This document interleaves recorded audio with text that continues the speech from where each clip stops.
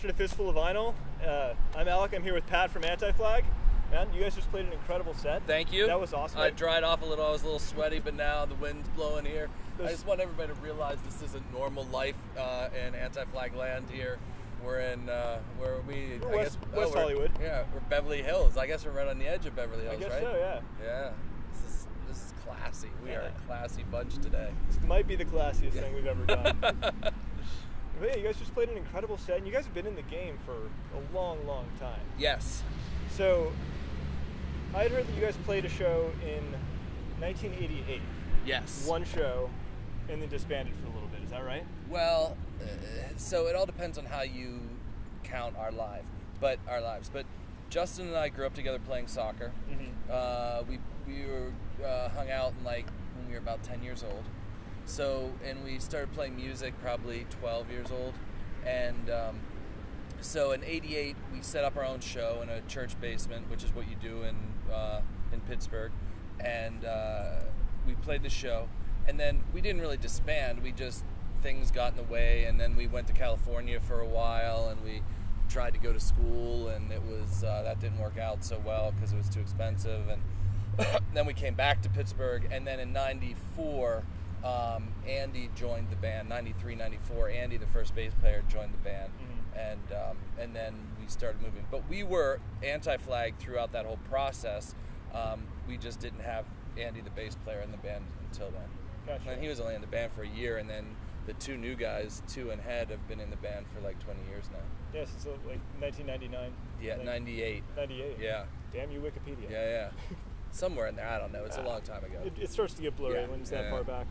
Well, I think, over that amount of time, it seems from like an outside perspective, you guys have experienced you're, I guess, falling into kind of this really specific place where you have a very articulated mission. It seems you have a very articulated stance on most political things.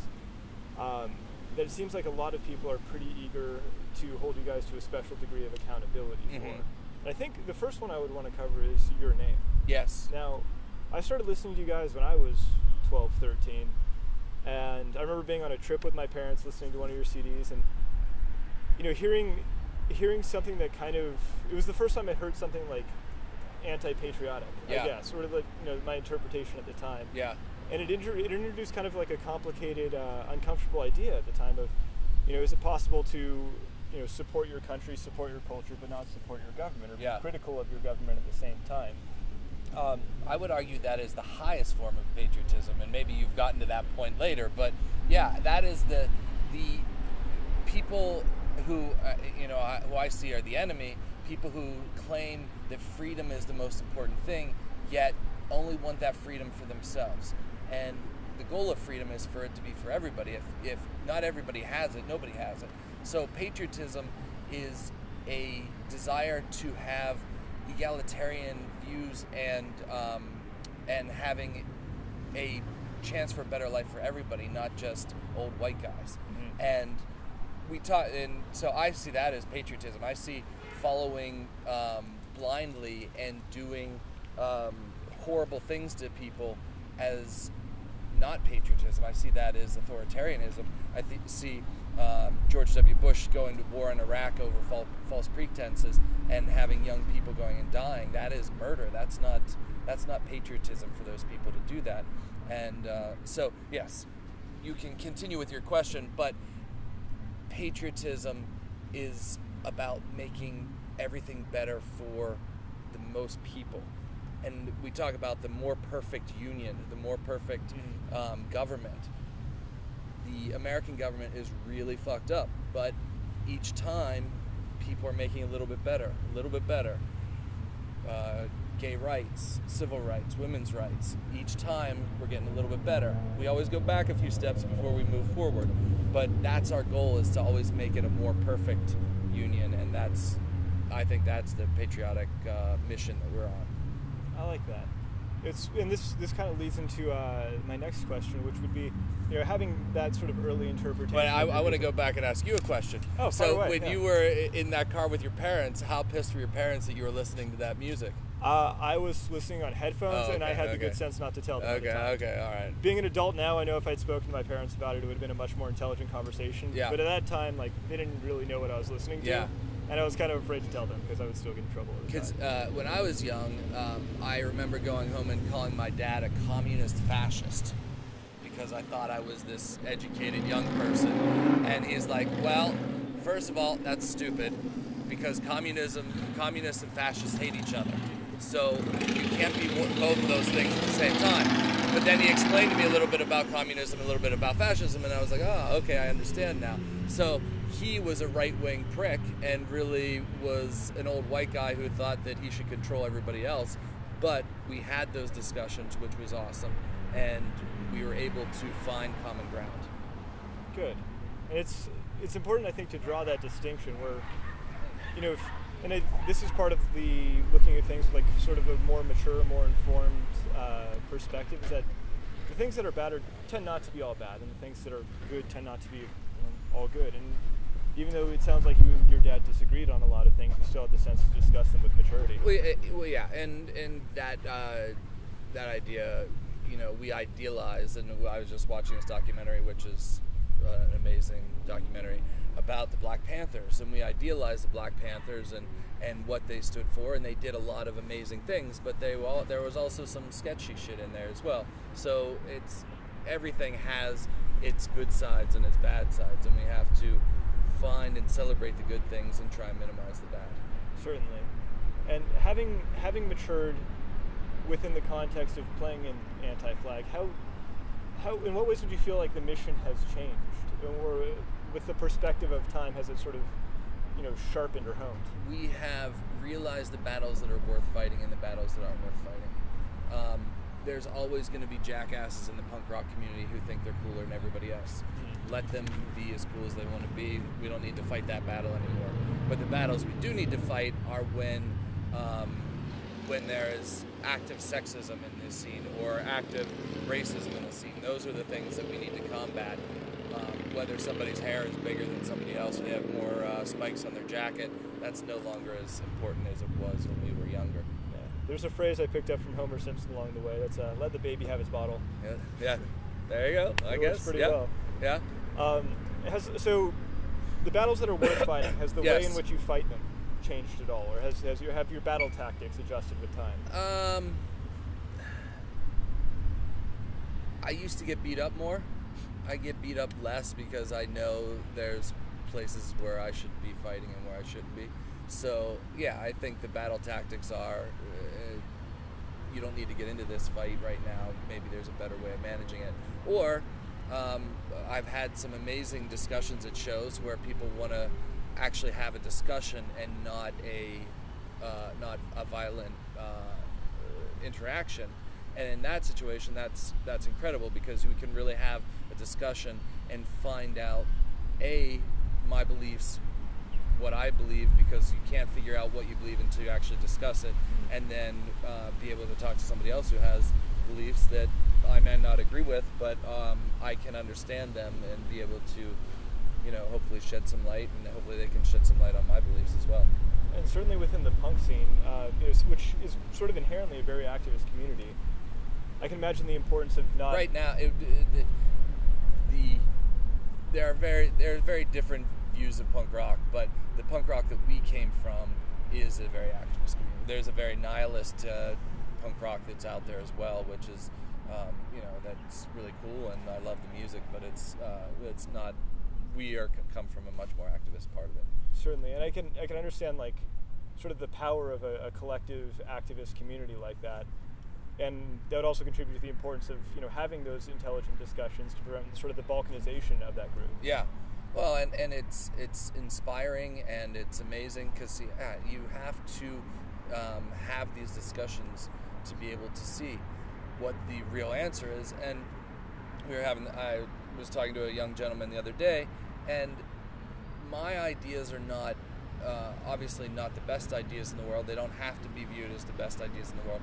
But if we all agree that we're trying to get to point A where everybody is taken care of and everybody has a shot, then how we get there we can figure out. We can work on that. We can discuss, and maybe your ideas are better than mine. As long as we agree that we want it to be better for everybody.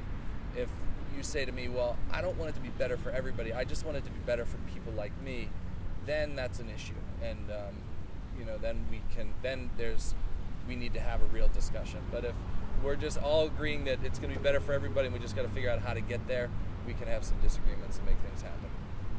I like the sort of differentiation between, you guys say you're in the activist sort of hopeful camp, to use the word, versus like a nihilistic camp. And based off your last two albums, you've got American Spring and American Fall. Yes. It seems to me that if we're promoting a message of hope, we'd be expecting American Summer next instead of American Winter, right? You never know. I don't know. Trump being elected really shook us to the core of my beliefs specifically, because I'm a firm believer, I want to be a firm believer that if you give people the right information, they will make the right decisions. And with the Trump election, that belief was shaken a bit. I'm hoping we can bring it back to that, and that belief can be true. But it's shaken a bit in my mind. Definitely. Let me see. I've been going off book for most of this so far. I take you on tangents. I apologize. No. I'm just like everything you said has been super intriguing, and now I forget what I've written down. It's good stuff. I promise. I researched this.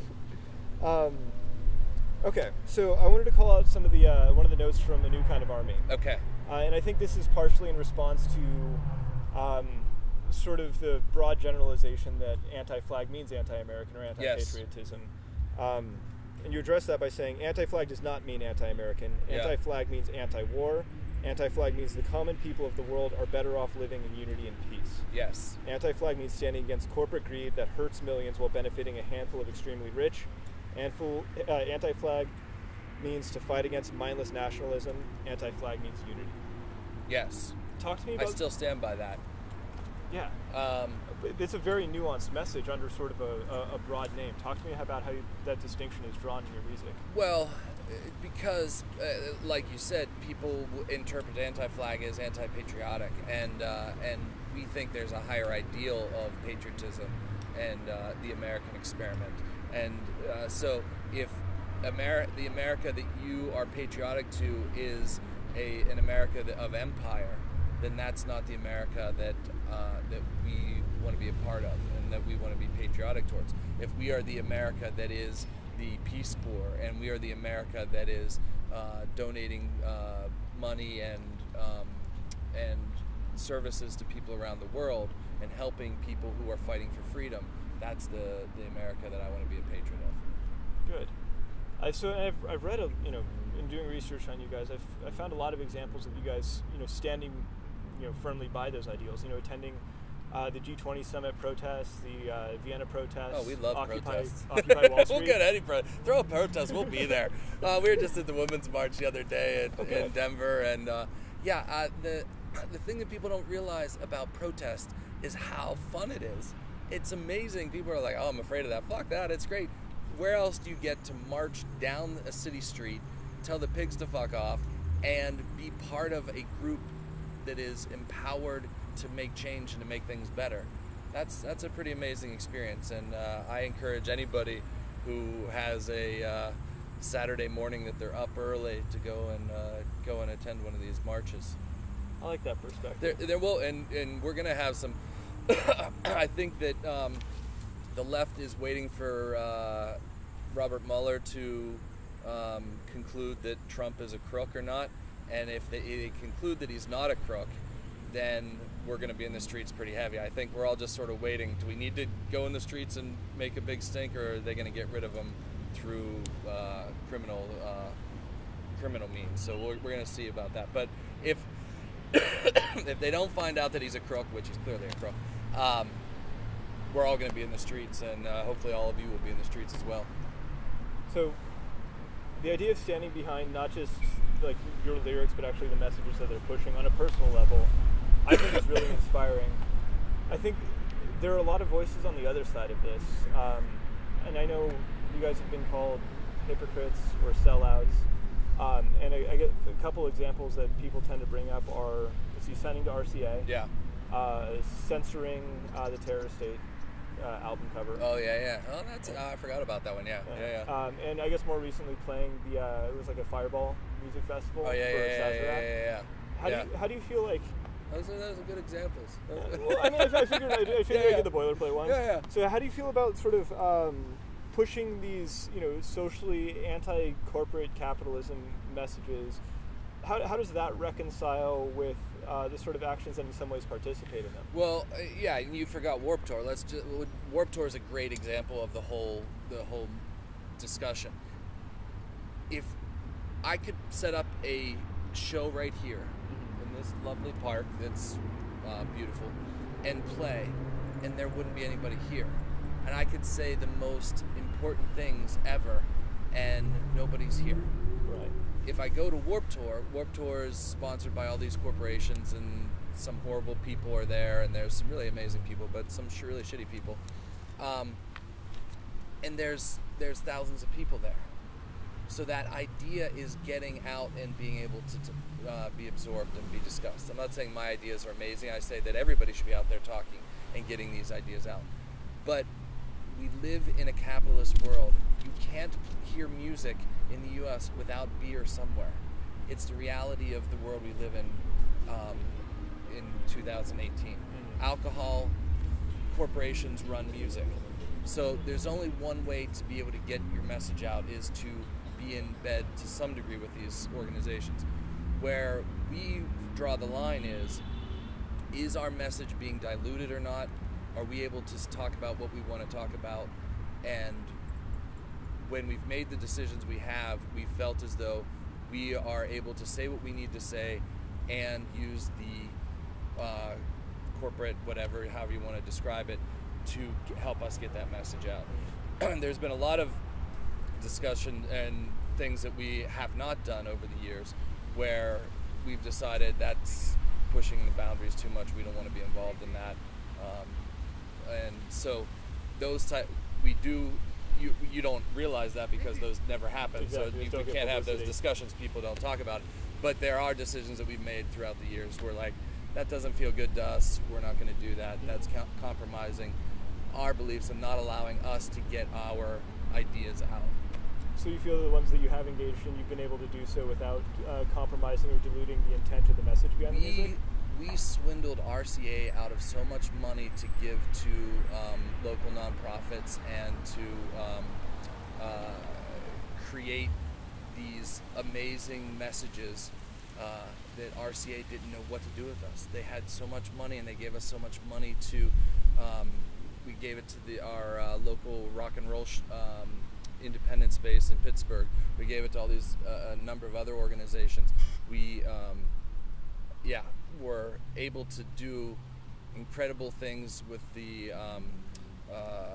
military free zone, which we got the money to do that from RCA. So there is a swindle that can be done with these organizations because they don't know what we're doing. They don't understand us, and they're just like, okay, we'll do that. And we're like, fuck yeah, give us more money. Well, we got some more things we want to do. It kind of reminds me of the one of the last quotes from SLC Punk of, like, if you want to damage the system, you're going to be better at it from the inside than the out. And there is, and like I said, there is a boundary where you're like, all right, am I too much in the system and just doing it for my own selfish gain, or am I able to make a statement? And that line is different for everybody. And we've, on our best days, we've navigated it well. I like that, and I think I don't know. I run a DIY volunteer-based radio show. I have this is a really funny story, and I'm going to trample all over your story. I worked for Mr. Rogers in Pittsburgh. Have you the children's television show? Yeah. When I was young. One of the things that was amazing to me is every culture has a sellout and a good ideology in it. And even within children's television, there were some children's television shows that were sold out and some of them that were honorable. And it blew my mind when I was in it, because I was like, oh, I think this was just a punk rock phenomenon. And I was like, no, I've learned that every culture has you're sold out and you're honorable. So it made me understand it a little bit better. The sort of nuances of yeah. needing to promote the message. All right, so I'm now going to pick. Okay. Gotta go fast. Yeah. Okay. All right. You know what? We're doing this. This is something I've started doing in interviews this year. I don't know if you're familiar. You're a big Dungeons and Dragons fan. Hell yeah, I am. Okay. So you're familiar. This is a D20. Yeah. All right. I have a list of 20 questions. Okay. Give this thing a toss. How are we gonna know? Just is that a 2? We'll count that as a 2. Okay, it's a 2. All right. What? You can answer this as a person or as a band. Okay. What do you feel is your guiltiest pleasure? Chocolate chip cookies. Chocolate, hands down. Yeah, chocolate chip cookies. I love chocolate chip cookies. And being a vegan, it's always a challenge to find good ones. Yeah. All right, give me. There's another one. Number 9. Oh, you're going more. Oh, okay. Tangent. You've had plenty of tangents. I get one. Yeah. All right. So you're talking. The whole band's vegan, right? 2 and I are vegan. Head's vegetarian, but his girlfriend's vegan. So when he's home, he's vegan. And Justin is vegan most of the time. Gotcha. Yeah. So that's a complicated thing, but yeah, go ahead. It does sound like it. Vegans sometimes get criticized for being sort of outspoken about their dietary preferences and whatnot. Yeah. I couldn't find any examples of veganism in your music. Actually, we have one song when we were really young called Veganitis about how annoying vegans were. And I don't know whether it was ever released, but it was a song that we did, which was funny. So yeah. What kept that out of your music?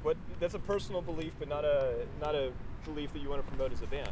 We do promote it, but not in songs. So right. You're right. I don't think we have a specifically vegan song, but we tonight PETA is going to be out.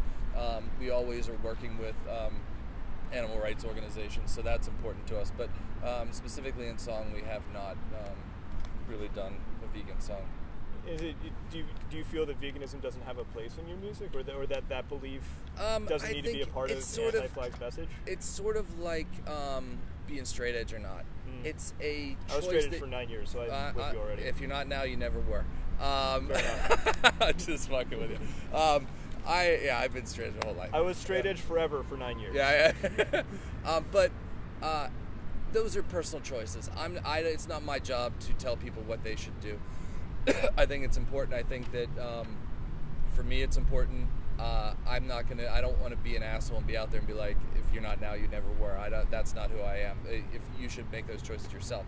So, vegan is sort of a similar thing. However, I do think that there is a culture of destruction of animals and alcohol, tobacco, and all those other things that is killing us, and we should rail against the culture. But individual choices, you should make whichever ones you want. Good. And it seems to me that that's one of the most resounding messages of your music, is sort of the championing of the personal choice and personal agency. Yeah. I never wanted to be the one who told you what you should do. I'm saying this is a fucked up world. We can change this world. How the choices you make within it are your own thing. Good. I like that. Well, I'm worried that these cameras won't even be able to see us in a few minutes. Just see me smile at you and be able to pick up my teeth. Eyes and teeth. Yeah. But Pat, thanks very much for giving me the time, man. Thank this you. was really fun. It's I appreciate awesome. you guys coming out and doing a session with us. Yeah. There's your Dungeons and Dragons dot. Thank That's you, a sir. big one. That's a big Well, the camera's got to be able to see it. The ones I actually roll with her. Okay. Yeah. Awesome. Well, thank you. Yeah. Thanks, guys. All right. Cool. Kind of fun. Yeah, Cool. that was awesome. I love the pickup. Look at that. Look at that lens flare. Upside down logo. Oh, man. Oh, yeah. Can we start a mosh pit while we're filming? Just like Kick is always going to be the solo channel. Check 1, 2, Pat. Cool.